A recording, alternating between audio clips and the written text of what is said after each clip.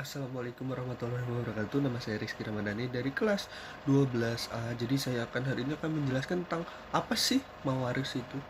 Jadi mawaris itu adalah pengalihan suatu harta atau hasil pekerjaan setelah orangnya meninggal, atau bisa dibilang ya kayak peninggalan gitu ya.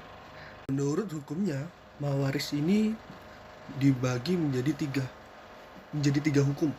Hukum yang pertama, hukum dari Al-Quran. Yang kedua, dari sunnah dan hadis. Dan yang ketiga, hukum dari kewarisan Islam di Indonesia. Menurut Al-Quran, bagi laki-laki ada hak bagian dari harta peninggalan ibu dan bapak dan kerabat. Dan bagi wanita, ada hak bagian pula dari harta bagian yang telah ditetapkan. Menurut sunnah, ilmu itu ada tiga. Nah, ilmu faridah adalah fardu kifayah. Artinya, semua kaum muslimi harus mempelajarinya. Terus, agar tidak ada perselisihan antara dua belah pihak, jadi kita harus mempelajari. Terus yang ketiga, hukum warisan di Indonesia. Hukum warisan Indonesia mulai dari pasal yang 171 diatur tentang pengertian pewarisan harta dan ahli waris. Kompilasi hukum Islam merupakan kesepakatan para ulama dan perguruan tinggi berdasarkan Impres nomor 1 tahun 1991. Nah, ini menurut hukum ya, hukum yang ada di Indonesia.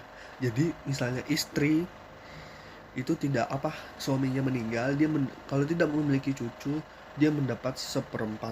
Tapi bila memiliki anak atau cucu, dia hanya dapat 1/8. Untuk suami, jika istrinya meninggal, dia hanya mendapatkan setengah. Bila ada anak, anaknya baru 1/4 dari bapaknya.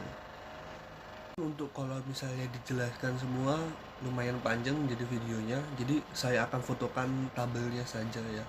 Kalian bisa baca sendiri di situ.